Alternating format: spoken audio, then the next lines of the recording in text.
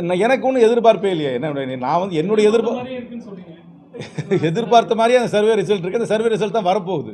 அதனால் அந்த சர்வே ரிசல்ட்டை நான் சொல்கிறது நியாயமாக இருக்காது. ஏன்னா ஜேவிசி ஸ்ரீராமும் அவர் எடுத்திருக்கிற சர்வே வந்து 24ஆம் தேதிக்கு மேலே வரப்போகுது.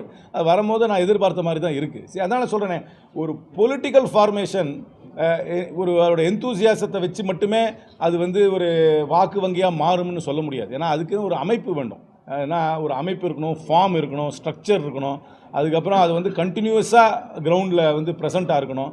அதுக்கப்புறம் அந்த கட்சி வந்து எல்லா விஷயங்களை பற்றியும் தங்களோட நிலைப்பாட்டை சொல்லணும். இன்னும் அந்த நிலைக்கு அந்த கட்சி வரலை.